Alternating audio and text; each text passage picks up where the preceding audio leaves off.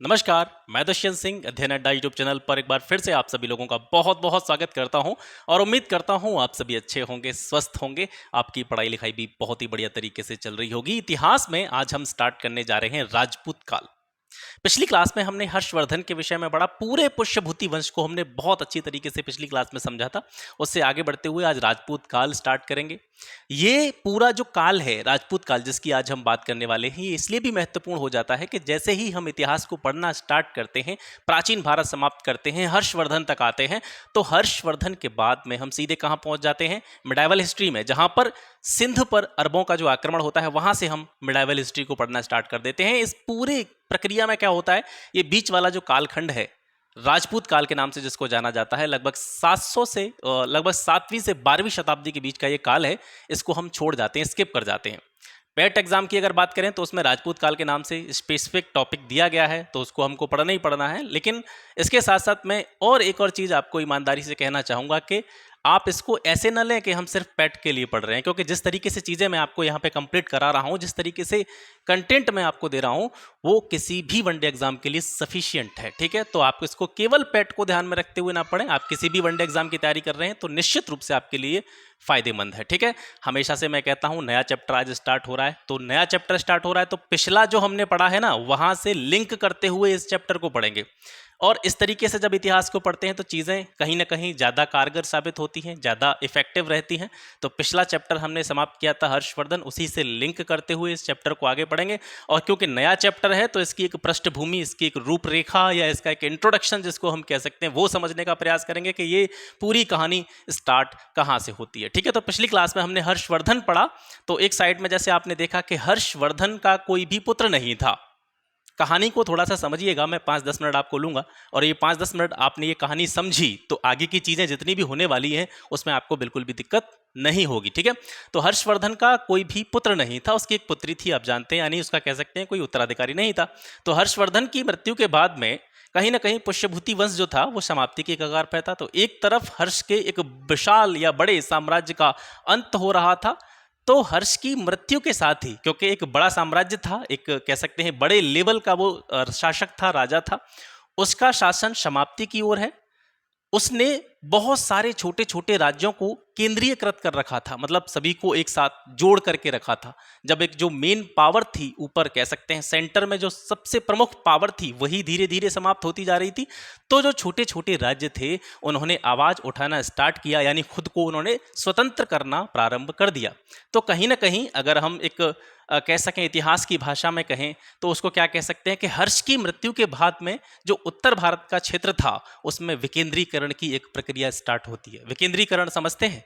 विकेंद्रीकरण का मतलब है शक्तियों का विभाजन, यानी विकेंद्रीकरण एक पॉलिटी में शब्द यूज होता है, शक्तियों का बंटवारा। विकेंद्रीकरण यानी एक पावर, एक जगह पर एक सेंटर पे पावर है और उस पावर से जो भी कह सकते हैं उसके कंपोनेंट हैं अलग अलग, तो शक्तियों का जो है विभाजन सब जगह पर हो जाए। ठीक है, तो पहले पावर एक ही जगह पर रहती थी, हर्ष एक बड़ा शासक था, बड़ा साम्राज्य का स्वामी था, मालिक था, और उसके बाद में उसका राज्य समाप्ति की ओर होता है, साम्राज्य समाप्ति की ओर होता है, तो उसके आसपास के जो छोटे छोटे राज्य थे वो उठना स्टार्ट कर देते हैं, उनका उदय होना प्रारंभ हो जाता है। इसको हम विकेंद्रीकरण कह सकते हैं। ठीक है, तो हर्ष की मृत्यु के बाद में एक विकेंद्रीकरण की लहर जो है वो चल उठती है और छोटे छोटे जो भी राज्य थे वो उदय होना स्टार्ट होते हैं। ठीक है, राजपूत काल के बारे में हम पढ़ रहे हैं तो सबसे पहले हमारे लिए ये जानना जरूरी है कि राजपूत शब्द क्या है, ये कहाँ से आया, राजपूतों का हम उत्पत्ति को कैसे समझ सकते हैं, या राजपूतों की उत्पत्ति के बारे में अलग अलग मत कौन कौन से हैं, अलग अलग इतिहासकारों के, अलग अलग विद्वानों ने कौन कौन सी थ्योरी इस विषय में दी है।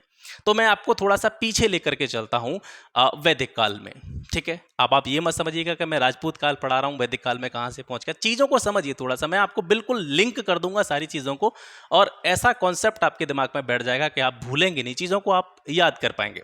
तो वैदिक काल को हमने 2 भागों में बांट करके पढ़ा था, ऋग्वैदिक काल, उत्तर वैदिक काल। ठीक है, तो ऋग्वैदिक काल, चूंकि उसका नाम ऋग्वैदिक काल है तो जाहिर सी बात है उस कालखंड में ऋग्वेद की रचना हुई और उसी के आधार पर उस कालखंड का निर्धारण किया जाता है। यानी ऋग्वैदिक काल का जो प्राइमरी सोर्स है, स्रोत, वो क्या है? ऋग्वेद है। ऋग्वेद के बारे में हमने पूरी जानकारी पिछली क्लासेस में देखी है, तो वहीं से मैं आपको रिकॉल करा रहा हूं कि आपने ऋग्वेद में पढ़ा होगा 10वां मंडल। ऋग्वेद के 10वें मंडल में एक पुरुष सूक्त है, उसमें सबसे पहले 4 वर्णों के बारे में बताया गया था, ब्राह्मण, क्षत्रिय, वैश्य और शूद्र। ठीक है, ऋग्वेद के 10वें मंडल के पुरुष सूक्त में 4 वर्णों के बारे में बताया गया था। वो 4 वर्ण कौन कौन से थे? ब्राह्मण, क्षत्रिय, वैश्य, शूद्र। और उसके साथ साथ इन चारों वर्णों की उत्पत्ति कैसे हुई, इनका प्रादुर्भाव किस तरीके से हुआ, इसके बारे में बताया गया था। कोई आदि पुरुष जिसको हम संभवतः ब्रह्मा के रूप में जानते हैं, तो ब्रह्मा के मुख से ब्राह्मणों की उत्पत्ति हुई, उसकी भुजाओं से क्षत्रियों की उत्पत्ति हुई, जंघाओं से वैश्यों की उत्पत्ति हुई और पैरों से शूद्रों की उत्पत्ति हुई। इस तरीके की चीजें हम ऋग्वेद में पढ़ते हैं। तो इस चीज को मैं आपको क्यों बता रहा हूं, क्योंकि कुछ विद्वान, कुछ इतिहासकार ये भी मानते हैं कि जो राजपूत थे वे प्राचीन काल के जो क्षत्रिय हुआ करते थे उन्हीं की संतान थे। ठीक है, तो एक मत तो आपका ये हो गया। ठीक है, इसके अलावा कुछ इतिहासकार इनको विदेशी मानते हैं, कुछ इनको मानते हैं कि ये शक या कुषाण या हूण जैसी जो जातियां थीं उनके ये वंशज थे। और एक इसमें आता है अग्निकुल या अग्निकुंड का सिद्धांत। ठीक है, जो कि कह सकते हैं भारतीय परंपराओं के अनुसार, या उसको हम कह सकते हैं कि ज़्यादातर इतिहासकार उस अग्निकुल सिद्धांत को मानते हैं। ठीक है, तो इन सिद्धांतों पर आने से पहले बात करते हैं कि राजपूत शब्द कहाँ से आया। क्या यह राजपूत शब्द पहले भी प्राचीन काल में प्रचलित था? तो इसका उत्तर होगा नहीं, राजपूत काल प्राचीन काल में प्रचलित नहीं था, लेकिन इसके स्थान पर एक शब्द यूज किया जाता था, राजपुत्र। ठीक है, और राजपुत्र संभवतः किन लोगों के लिए यूज किया जाता था? जो राज परिवार से संबंधित होते थे, राजाशाही परिवार से संबंधित होते थे। ठीक है, तो धीरे धीरे ये जो राजपुत्र शब्द था प्रयोग में जैसे प्रयोग में इसका प्रयोग होता गया और धीरे धीरे राजपुत्र जो है वो किस में परिवर्तित हो गया? राजपूत में परिवर्तित हो गया। ठीक है, तो एक सामान्य सा यहाँ से हम निष्कर्ष ये लगा सकते हैं कि जो राजपूत शब्द है वो कहीं ना कहीं राजपुत्र शब्द का ही क्या है? अपभ्रंश है। ठीक है, राजपूत शब्द राजपुत्र शब्द का ही क्या है? अपभ्रंश है। यहां से ये क्लियर हुआ। राजपुत्र प्राचीन काल में राज परिवार के जो लोग होते थे उनके लिए यूज किया जाता था, लेकिन हर्ष की मृत्यु के बाद का जो राजपूत काल है उसमें ये जो राजपूत शब्द है ये जाति विशेष के लिए यूज होने लगा। ठीक है, यानी प्राचीन काल की बात करें तो ये राज परिवारों के लिए यूज होता था और हर्ष की मृत्यु के बाद में राजपूत शब्द जाति विशेष के रूप में यूज किया जाने लगा। ठीक है, तो यहाँ से एक कॉमन सा आपको इंट्रोडक्शन इस चीज़ का मिला। अब राजपूतों की उत्पत्ति के विषय में अलग अलग मत हैं, जिसके बारे में एक मत मैंने ऋग्वेद के आधार पर आपको बताया। इतिहासकार मानते हैं कि जो प्राचीन काल में 4 वर्ण थे, क्षत्रिय, ब्राह्मण, क्षत्रिय, वैश्य, शूद्र, उन क्षत्रियों में से ही जो है इन राजपूतों की उत्पत्ति हुई। ठीक है, कुछ विद्वान ये मानते हैं कि जो जातियाँ थीं या जो शक, कुषाण, हूण जैसी जो जातियां थीं, विदेशी जातियां थीं, ये उनके वंशज थे। कुछ मानते हैं कि गोंड, खरवार और भर जैसी जो आदिम जनजातियां थीं ये उनके वंशज थे। कुछ लोग इनको विदेशी मानते हैं और कुछ लोग इन्हें प्राचीन क्षत्रियों की संतान मानते हैं, जिसके बारे में मैंने ऋग्वेद का उदाहरण देते हुए आपको बताया है। एक बहुत ही प्रचलित मत है राजपूतों के बारे में, अग्निकुल या अग्निकुंड का सिद्धांत। ठीक है, ये अग्निकुल या अग्निकुंड का सिद्धांत क्या कहता है? मैं पीडीएफ आपको प्रोवाइड कराता हूं, लेकिन मैं आपको साथ ही साथ जो पीडीएफ है वो इसलिए प्रोवाइड नहीं कराता हूं। अब देखिए मैं कितनी देर से आपको ये कहानी बता रहा हूं, अब इसकी पीडीएफ मैं आपको प्रोवाइड करा दूंगा तो इसके पीछे की जो कहानी है आप वीडियो देखे बिना समझ नहीं पाएंगे। ठीक है, मतलब इसको देखेंगे, आप सुनेंगे मैं क्या कह रहा हूं, तभी आप चीज़ों को समझ पाएंगे। नोट्स मैं दे रहा हूं आपको, कोई इसमें दिक्कत वाली बात नहीं है, लेकिन वीडियो को देखें। उसके साथ साथ मुझे देना है, कल भी देना है, परसों भी देना है, उसको मैं आज भी दे सकता हूं, लेकिन अगर मैं देखूंगा आज ही इस पीडीएफ को मैं डाल दूंगा तो क्या है ना, आप लोगों में एक आलस्य की भावना पैदा हो जाएगी। आप वीडियो नहीं देखेंगे, नोट्स पर ही फोकस करेंगे। और आजकल ये प्रचलन हो गया है कि लोग नोट्स पर ज़्यादा फोकस करते हैं, चीज़ों को समझने की कोशिश कम करते हैं। ठीक है, तो चीज़ों को पहले समझिए। अब अग्निकुल या अग्निकुंड सिद्धांत के बारे में हम बात कर रहे हैं। तो एक ऋषि हुआ करते थे प्राचीन काल में, वशिष्ठ। ठीक है, तो ऐसा कहा जाता है कि ऋषि वशिष्ठ के पास में एक गाय थी जिसका नाम था कामधेनु, और वो कामधेनु गाय ऐसी गाय थी कि वो अपने स्वामी को, अपने मालिक को कोई भी वरदान दे सकती थी। ठीक है, कामधेनु। अब क्या होता है, एक और ऋषि हैं विश्वामित्र, वो क्या करते हैं, वो ऋषि वशिष्ठ की उस गाय को चुरा ले जाते हैं। इससे वशिष्ठ जो होते हैं वो क्रोधित हो जाते हैं और क्रोधित होकर के क्या करते हैं, राजस्थान में एक पर्वत का नाम आपने सुना होगा, माउंट आबू, उस माउंट आबू पर जाकर के वो क्या करते हैं, तपस्या करते हैं, यज्ञ करते हैं, एक हवन करते हैं। यज्ञ कुंड जो है वहाँ पर बनाया जाता है, उसमें हवन होता है, यज्ञ की क्रिया जो है वो संपन्न की जाती है। और ऐसा कहा जाता है कि उस यज्ञ कुंड से एक आदि पुरुष जो है वो उत्पन्न होता है और जो कालांतर में राजपूतों की जितनी भी जातियां बनी थीं वो उसी आदि पुरुष के वंशज थे या संतान थे, ऐसा जो है माना जाता है, ऐसा जो है किताबों में लिखा गया है। ठीक है, तो ये अग्निकुल या अग्निकुंड का सिद्धांत हो गया। अब कुछ प्रमुख राजपूत वंशों के नाम आप यहाँ पे देख रहे हैं। जनरली इनको हम बहुत छोटे से कह सकते हैं, छोटे से एरा में इनको हम समाप्त कर देते हैं, ज़्यादा इनके बारे में हम पढ़ते नहीं हैं, क्योंकि मैं इसको ये पूरे जो सिस्टम है इसको जो मैं आपको बताने की कोशिश कर रहा हूँ, इसको मैं ज़्यादा विस्तार से आपको क्यों बता रहा हूँ पता है? क्योंकि मैंने पहले ही कहा था आपसे कि इस चीज़ को आप छोड़ करके चले जाते हैं। बहुत से लोगों ने ये पढ़ा भी नहीं होगा अभी, बहुत से लोगों ने ये सारे वंश पढ़े भी नहीं होंगे। मैं सबकी बात नहीं कर रहा हूँ, काफ़ी लोगों ने इसको समझा होगा, देखा होगा, लेकिन आप में से काफ़ी लोग ऐसे होंगे जिन्होंने इस राजपूत काल को छोड़ दिया होगा। आपने हर्षवर्धन तक पढ़ा होगा, उसके बाद में मेडावल हिस्ट्री पर आप पहुँच गए होंगे। तो क्योंकि एक ही वीडियो में ये सारे वंश कवर नहीं हो सकते, आज मैं आपको गुर्जर प्रतिहार वंश बताऊँगा, पूरी कहानी। आपको थोड़ा सा ऐसा लगा होगा कि मैंने यहाँ पे आज केवल लेक्चर ही लेक्चर दिया, मैंने आपको कुछ बताया नहीं, लेकिन मैंने आपको बहुत कुछ बताया है। जब तक आप किसी चीज़ की प्रस्तावना को, किसी चीज़ की भूमिका को समझने का प्रयास नहीं करेंगे, चीज़ें आगे फैक्ट्स आपको मैं रटाता रहूँ उसका कोई मतलब नहीं है। ठीक है, तो आज हम गुर्जर प्रतिहार वंश को विशेष रूप से पढ़ेंगे। आने वाली 2 वीडियोज़ में, यानी इसके बाद में इस पूरे कालखंड पर 2 वीडियो और बनाऊंगा मैं, उसमें मैं बाकी के जितने भी वंश हैं आपको इनको कवर कर दूंगा। ठीक है, तो इसका पहले आप एक स्क्रीनशॉट ले लीजिए। ठीक है, ये सारे वंशों के नाम, क्योंकि इनके बारे में मुझे कुछ बताना नहीं है, गुर्जर प्रतिहार वंश मुझे आपको पढ़ाना है, उसको आज मैं कंप्लीट करा दूंगा। बाकी आप इसका एक स्क्रीनशॉट ले लीजिए, फिर आगे गुर्जर प्रतिहार वंश के बारे में जो है जानकारी लेते हैं। इससे पहले कि हम गुर्जर प्रतिहार वंश के शासकों के बारे में पढ़ें, सबसे पहले गुर्जर प्रतिहार वंश के बारे में जान लेना थोड़ा सा आवश्यक हो जाता है। जैसे इस नाम को आप देख रहे होंगे, गुर्जर प्रतिहार। ठीक है, इसमें 2 शब्द अलग अलग जुड़े हुए हैं, गुर्जर प्रतिहार। तो गुर्जर प्रतिहार वंश का यह नाम कैसे पड़ा, इसके बारे में भी थोड़ी बेसिक जानकारी आपको होनी चाहिए। इसके बारे में भी अलग अलग मत हैं, लेकिन एक मत ये भी माना जाता है कि जो इसका जो पहला शब्द है, इस पूरे वंश का नाम है गुर्जर प्रतिहार वंश।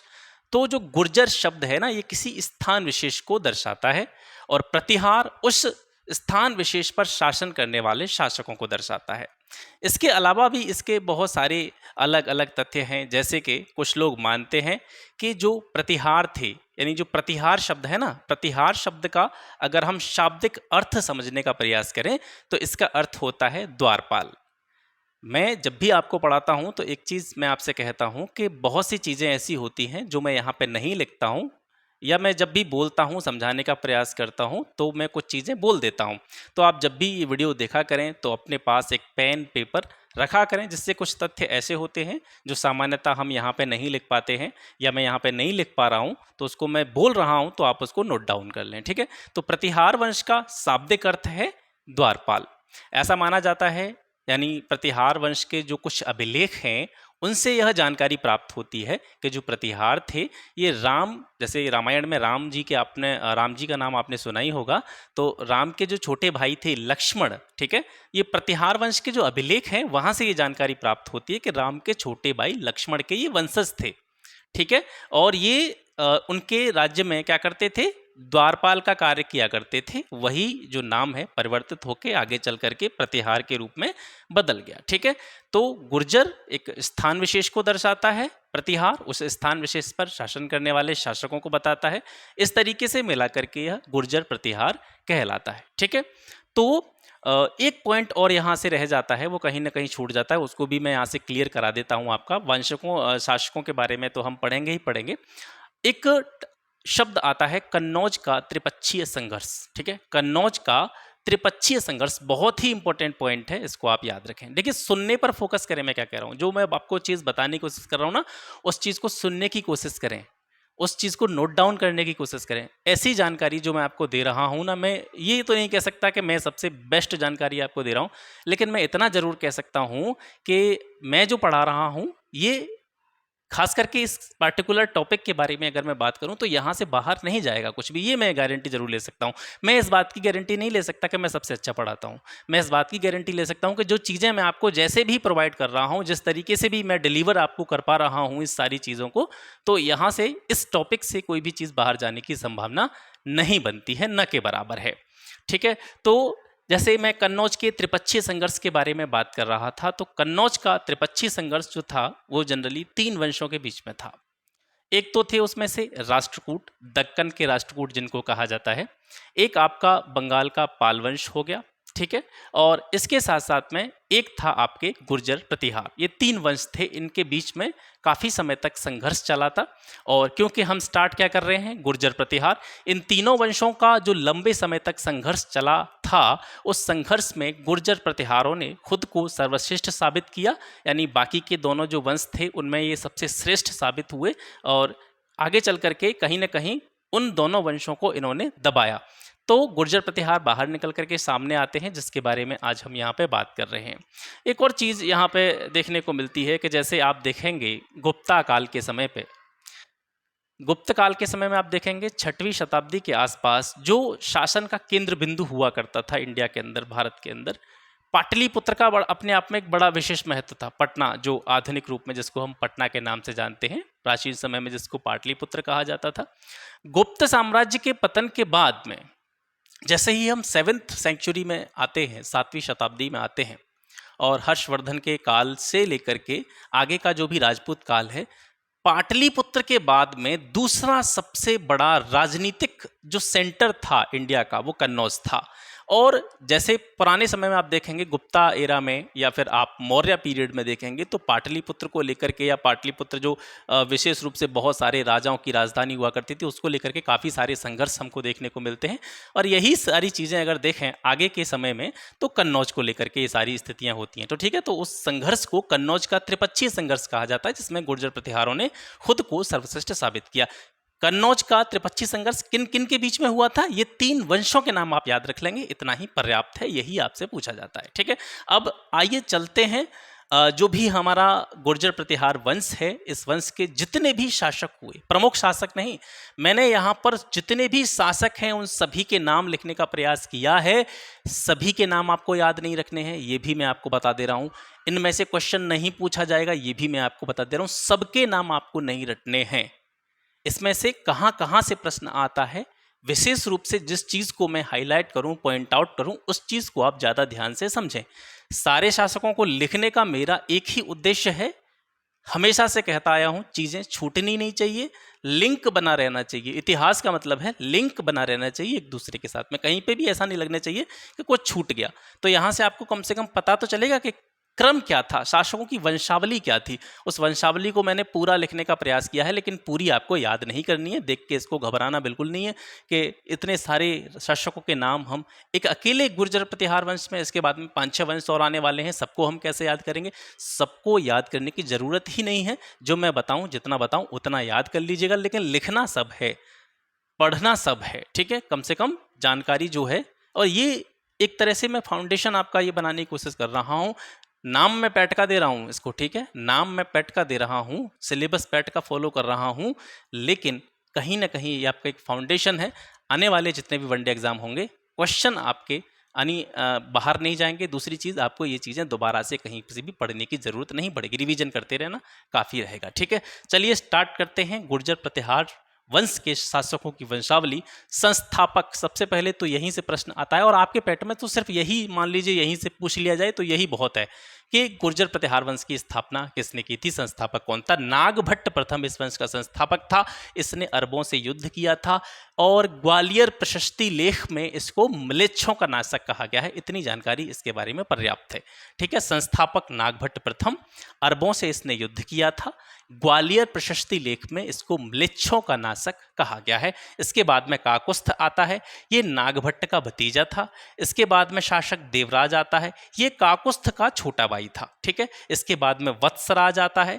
वत्सराज के समय में, यानी नागभट्ट तो संस्थापक था, और इसके बारे में ये कह सकते हैं हम, नागभट्ट पूर्ण रूप से स्वतंत्र शासक नहीं था, ऐसा आप मान सकते हैं। ठीक है, साम्राज्य का जो वास्तविक विस्तार हुआ था गुर्जर प्रतिहारों के, वो वत्सराज के समय में हुआ था। तो वत्सराज ने, कह सकते हैं हम, जो गुर्जर प्रतिहार वंश था, इसके पूरे साम्राज्य को विस्तार देने का कार्य किया, और इसने पाल शासक धर्मपाल को हराया। और लेकिन ये जो राष्ट्रकूट शासक गोविंद द्वितीय था, उससे ये पराजित हो गया था। ठीक है, इसके बारे में जो जानकारी हमको प्राप्त होती है वत्सराज के बारे में, वो कहाँ से प्राप्त होती है, जैन ग्रंथ कुवलय माला से प्राप्त होती है। इन 4 शासकों तक हम आ गए। अब आपको याद क्या रखना है? नागभट्ट प्रथम संस्थापक था, इतना याद रख लेना। एक पॉइंट ये याद कर लेना, इसे म्लेच्छों का नाशक किस चीज़ में कहा गया है, किस सोर्स में कहा गया है? ग्वालियर प्रशस्ति में। इसके बाद में इन दोनों को याद करने की कोई ज़रूरत नहीं है। वत्सराज को याद रख लेना, साम्राज्य का इसने विस्तार किया था। इसके बाद में वत्सराज से जुड़ा हुआ एक पॉइंट ये याद रखना लास्ट में, जैन ग्रंथ कुवलयमाला से इसके बारे में जो है हमको इन्फॉर्मेशन प्राप्त होती है। इसके बाद में आता है नागभट्ट द्वितीय। नागभट्ट द्वितीय इंपॉर्टेंट इसलिए हो जाता है कि प्रतिहारों की राजधानी, गुर्जर प्रतिहारों की राजधानी क्या थी? कन्नौज थी। और नागभट्ट द्वितीय ने उस कन्नौज से उस राजधानी को, उज्जैन से उस राजधानी को कहाँ पे कर दिया था? कन्नौज कर दिया था। ठीक है, स्थानांतरित कर दिया था।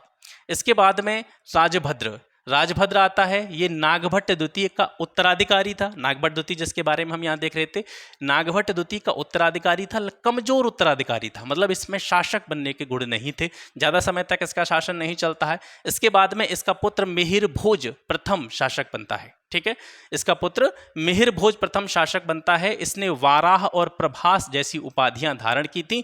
और ये इंपॉर्टेंट इसलिए हो जाता है क्योंकि इसके शासनकाल में ही, मिहिर भोज के शासनकाल में ही अरब यात्री सुलेमान भारत आया था। अरब यात्री सुलेमान किस शासक के काल में भारत आया था? किस गुर्जर प्रतिहार शासक के काल में भारत आया था? मिहिर भोज प्रथम के काल में भारत आया था। इसके बाद में इसका पुत्र आता है महेंद्रपाल। महेंद्रपाल प्रथम, इसके बारे में जो इन्फॉर्मेशन मिलती है हमको राजतरंगिणी से इसके बारे में जानकारी प्राप्त होती है। राजतरंगिणी का लेखक कौन है मैं पहले भी आपको बता चुका हूँ, कल्हड़ ने जो है राजतरंगिणी लिखी है। राजतरंगिणी में किस चीज़ का वर्णन किया गया है? इसमें कश्मीर के इतिहास का वर्णन किया गया है। ठीक है, तो महेंद्रपाल प्रथम के बारे में जानकारी राजतरंगिणी से। और महेंद्रपाल से जुड़ा हुआ एक ही फैक्ट आपको याद रखना है बस आपके वनडे एग्जाम के लिए। क्या याद रखना है?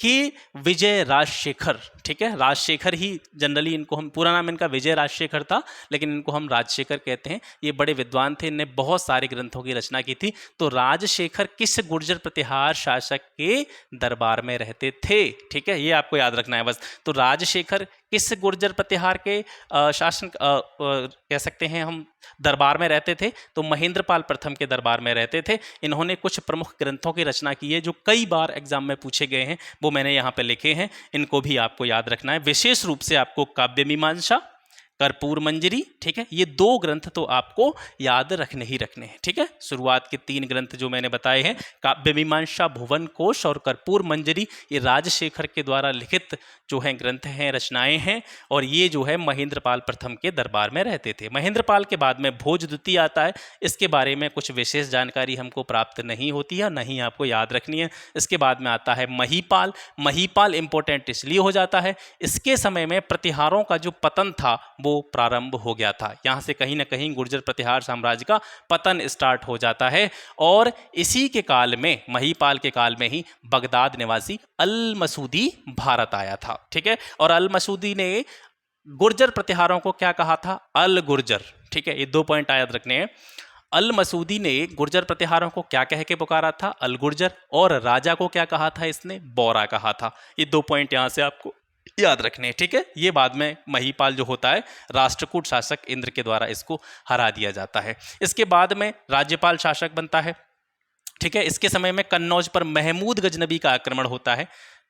राज्यपाल क्या करता है? ये डर के भाग जाता है, सामना उसका नहीं कर पाता। इससे जो है चंदेल शासक विद्याधर, ठीक है, चंदेल शासक विद्याधर, इसको बहुत बुरा लगता है। थे तो भाई भारतीय शासक दोनों, तो इसको बुरा लगता है कि कायरता जो दिखाता है उसके सामने, मतलब डर कर के भाग जाता है। तो इस कायरता से ये बड़ा विक्षुब्ध हो जाता है विद्याधर। तो विद्याधर गुस्से में आकर के क्या कर देता है? राज्यपाल की हत्या कर देता है। और इस वंश का जो सबसे अंतिम शासक था वो यशपाल था। और यहाँ आकर के जो है इस पूरे गुर्जर प्रतिहार साम्राज्य का अंत हो जाता है, पतन हो जाता है। और इसके बाद में कन्नौज पर जो एक नया वंश उदित होता है, गढ़वाल वंश। ठीक है, गढ़वाल वंश के बारे में जो भी आगे के वंश हैं गढ़वाल वंश के बाद में, उनके बारे में हम नेक्स्ट वीडियो में पढ़ेंगे।